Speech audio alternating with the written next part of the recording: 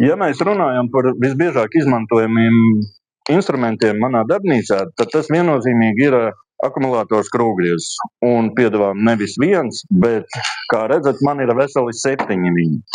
7 akumulātoru skrūvgriezus, principā, katram varbūt nav vajadzīgi, bet es esmu ļoti slings, un tāpēc, ka es negribu katru reizi mainīt urbi, ņemt ārā un likt iekšā, tāpēc es vienkārši nopirku veselu čupu ar urbmašīnām, un tagad man ir katrā mašīnā savs urbis.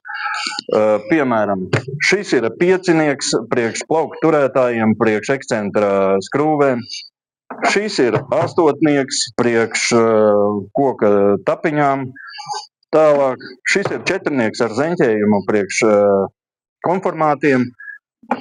Šis ir 6-kantis priekš konformātiem. Krustiņš, mazais urbītis priekš skrūvītēm. Nu, un viena akumulātora skrūvmašīna ir palikusi, kurā es tiešām mainu urbjus, kad man vajag kaut ko nestandarta. Tieši kāpēc Makitu izvēlējos? Tāpēc, ka Makita ir vislabākā cenas un kvalitātes attiecība. Plika šāda urbmašīna maksā kaut kādi 33 eiro laikam. Bez kastītes, bez baterijas. Baterijas atsevišķi kaut kādi laikam 40 eiro bija. Un baterijas man ir 8, lai būtu viena vienmēr rezervē.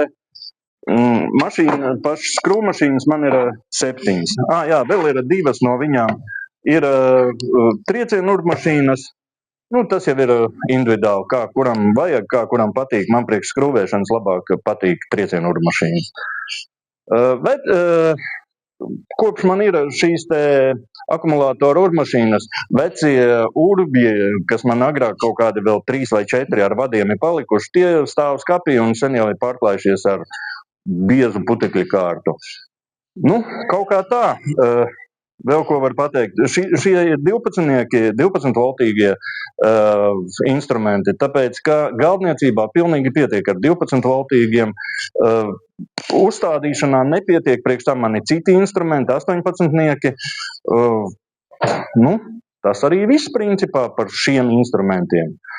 Novēlu jums visiem arī, lai jums visiem labi urbjās.